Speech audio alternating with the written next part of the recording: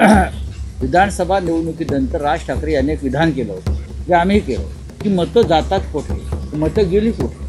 आणि नक्कीच राज ठाकरे हे त्या संदर्भात काही वेगळी माहिती देणार असतील तर निवडणूक आयोगाला गांभीर्याने विचार करावा लागेल. आदित्य ठाकरे यांनी वरळीच्या एका मतदारसंघातली दुबार मतदार, बोगस मतदार, मृत मतदार या संदर्भातला पर्दाफाश केला. राहुल गांधींनी तर देशभरातल्या मतदार यादीतल्या घोटाळ्यांचा पर्दाफाश केला. आता राज ठाकरे त्यांच्या पद्धतीनं जर काही वेगळी माहिती समोर आणत असेल तर त्याकडे गांभीर्यानं पाहावं लागेल.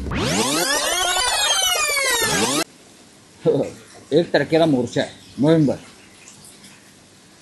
आणि स्ट्रॅटेजी काय, त्यासाठी आजची बैठक आहे. बैठकीमध्ये पुढली रणनीती ठरेल. सर्वपक्षीय नेते आज उपस्थित आहेत आणि मनसे प्रमुख राज ठाकरे आहेत, उद्धव ठाकरे शिवसेना पक्षप्रमुख आहेत, काँग्रेस पक्षाचे प्रतिनिधी आहेत, डाव्या पक्षांचे प्रतिनिधी आहेत, राष्ट्रवादी काँग्रेसतर्फे शशिकांत शिंदे आहेत त्यांचे प्रदेशाध्यक्ष. आणि आजच्या बैठकीमध्ये मोर्चाचं नियोजन आणि मोर्चानंतर पुढे काय हा जो एक महत्त्वाचा विषय आहे त्याच्यावर चर्चा होईल. आणि 1 तारखेचा मोर्चा संपल्यावर व्यासपीठावरून पुढे काय या संदर्भात आपल्याला उत्तर मिळेल. विधानसभा निवडणुकीनंतर राज ठाकरे यांनी एक विधान केलं होतं, जे आम्ही केलं, की मतं जातात कुठे, मतं गेली कुठे. आणि नक्कीच राज ठाकरे हे त्या संदर्भात काही वेगळी माहिती देणार असतील तर निवडणूक आयोगाला गांभीर्याने विचार करावा लागेल. आदित्य ठाकरे यांनी वरळीच्या एका मतदारसंघातली दुबार मतदार, बोगस मतदार, मृत मतदार या संदर्भातला पर्दाफाश केला. राहुल गांधींनी तर देशभरातल्या मतदार यादीतल्या घोटाळ्यांचा पर्दाफाश केला.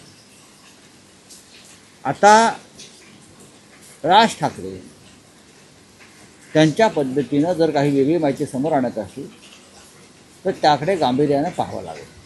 ठीक आहे, बच्चू कडू हे लळवळे नेते आहेत. मनोज जरांगे पाटील हे मुंबईतून आपल्या मागण्या मान्य करून परत गेले. बच्चू कडूंना यश मिळालं 7-12 कोरा करण्यासंदर्भात तर आम्ही नक्कीच स्वागत करू.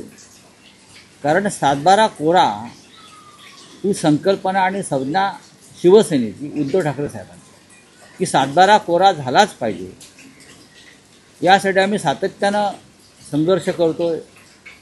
उद्धव ठाकरे मुख्यमंत्री असताना त्यांनी त्यासाठी कर्जमाफीही केली आणि आताही त्या पद्धतीनं कर्जमाफी व्हावी ही आमच्या सगळ्यांची भूमिका आहे. ठीक आहे, किरकोळ विषय एक लक्षात घ्या की हा क्रिकेटचा विषय आहे. त्यात राजकारणी घुसलेले आहेत. एकेकाळी मुंबईतले उत्तम क्रिकेटपटू आणि क्रिकेट क्षेत्रातले प्रशासक हे MCAच्या बोर्डावर आले होते. गेल्या काही काळामध्ये MCA किंवा क्रिकेटचा जो काय बिझनेस किंवा व्यापार झालेला आहे त्याच्यामुळे प्रत्येकाला असं वाटतं की क्रिकेटच्या या खेळामध्ये, म्हणजे पडद्यामागच्या मैदानाबाहेरच्या खेळामध्ये आपण सहभागी व्हावं. एक मात्र नक्की, भारतीय क्रिकेटला आर्थिकदृष्ट्या सक्षम करण्याचं काम शरद पवारांनी केलं. त्यानंतर अनेकांचे डोळे त्या MCAकडे वळले. मग IPL असेल, इतर काही गोष्टी असतील. भारतीय जनता पक्षाचा आणि MCAचा कधी फार संबंध आला नव्हता. तो गेल्या 3-4 वर्षापासून यायला लागला. प्रत्येकाला मुंबई क्रिकेट बोर्डावर जायचं आहे. ते गेल्यामुळे क्रिकेटचं काय कल्याण होणार आहे मला माहीत नाही. प्रत्येकाला प्रत्येक पक्षाला वाटतं आहे की मुंबई क्रिकेट असोसिएशन म्हणजे ऑल पार्टी बोर्ड आहे. आमच्या पक्षाच्या घ्या, त्यांच्या पक्षाच्या घ्या, मग आमचे 2 घ्या.